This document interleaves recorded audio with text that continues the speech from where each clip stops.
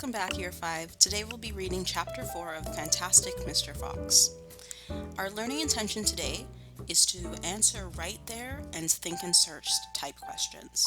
These are types of comprehension questions. They come from the QAR, or the question answer relationship grid. We looked at this earlier in the year, but in case you don't remember what it is, let me remind you. So here we can see the question answer relationships. On the left are in the book QARs. On the right are in my head QARs. Today we're just focusing on in the book. So we're going to be looking at the left-hand side. We're looking at right there type questions and think and search questions. First of all, right there questions. Those are the easiest kinds of comprehension questions you can get because the answer is going to be right there in the text. It says in this paragraph, the answer is in the text, usually easy to find. The words used to make up the question and words used to answer the question are right there in the same sentence. So an example question for this might be, let's say you were reading a book about a dog. It might say, what color is the dog? And in the text it would say somewhere, the dog is brown. So your answer is right there. When you read that sentence, you know it's the answer to your question. What about think and search questions?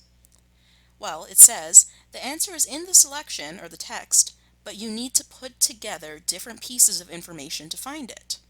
Words for the question and words for the answer are not found in the same sentence. They come from different places.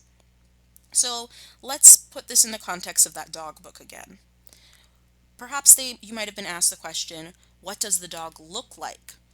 There might not be a sentence in the text that says the dog looks like this, but it might say somewhere that the dog is brown, and then on the next page it says that he has a short tail, and then on the next page it says that he has sparkly eyes, and from reading the entire passage you can put together bits of information to get a description of the dog.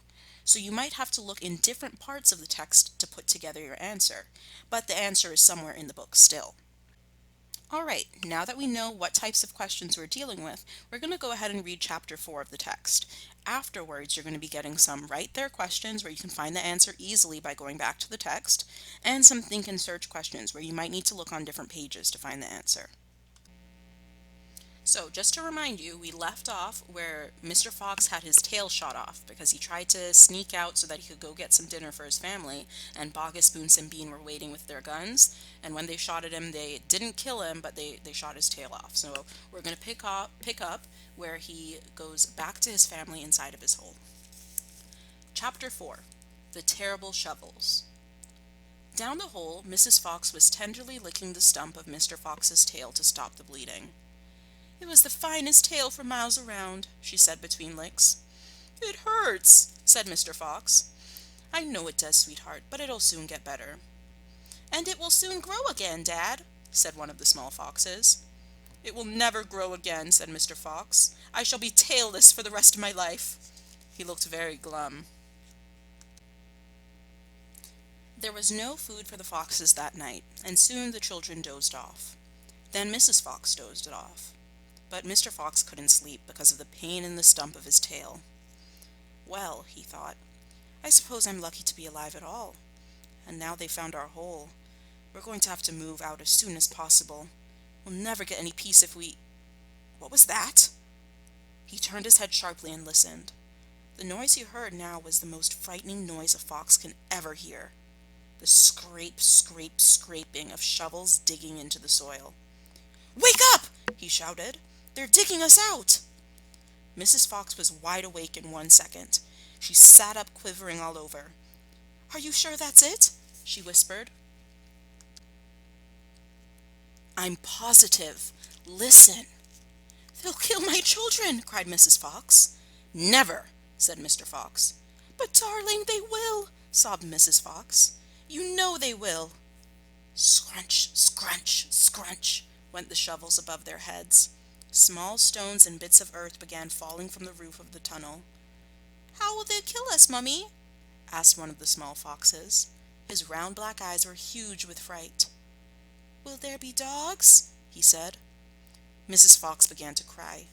She gathered her 4 children close to her and held them tight. On this page we just have a lovely illustration. What do you see happening? How do you think these characters are feeling? Leave a comment down below. Suddenly there was an especially loud crunch above their heads, and the sharp end of a shovel came right through the ceiling. The sight of this awful thing seemed to have an electric effect upon Mr. Fox. He jumped up and shouted, "I've got it! Come on! There's not a moment to lose! Why didn't I think of it before?" "Think of what, Dad?" "A fox can dig quicker than a man," shouted Mr. Fox, beginning to dig. "Nobody in the world can dig as quick as a fox."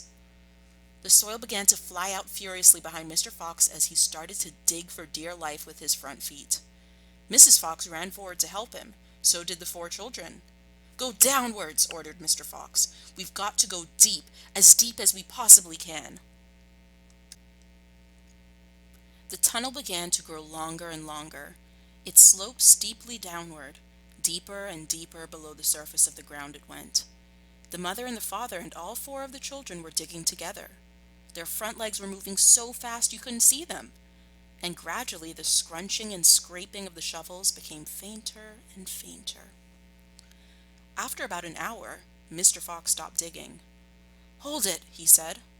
They all stopped. They turned and looked back up the long tunnel they had just dug. All was quiet. "Phew," said Mr. Fox. "I think we've done it. They'll never get as deep as this. Well done, everyone." They all sat down panting for breath. And Mrs. Fox said to her children, "I should like you to know that if it wasn't for your father, we should all be dead by now.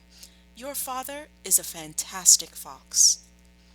Mr. Fox looked at his wife and she smiled. He loved her more than ever when she said things like that. So now we've reached the end of the chapter. The next chapter, chapter 5, is called The Terrible Tractors. So you can start to predict what might happen next. But remember, today our goal is not to make predictions, even though you're free to do that in your brain, but we're actually going to be answering some comprehension questions. And here are those comprehension questions. Before you copy them down, please put today's date, put the topic, you could put comprehension for the topic, and put the learning intention before you start to copy these questions down. That way when you send me a picture of your work, I know exactly what I'm looking at. The questions that you have to answer, 3 of them are right there questions and the other 2 are think and search. Remember, for the right there questions, you should be able to find one sentence somewhere in this chapter that tells you the exact answer to the question. For the think and search, you're going to need to look in maybe different places or in a longer section of the text. It's not just going to be one sentence. You might need to reread an entire page or a paragraph or so to get the full answer. And when you write your answers to think and search questions, your answers are usually going to be a little longer, maybe 1 or 2 sentences to explain the full thing. When you're done, as usual, you're going to take a photo of it and send it to me.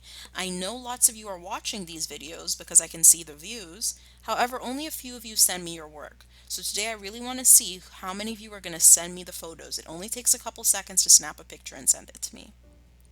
All right, you guys, you know the drill. Stay safe and I'll see you soon.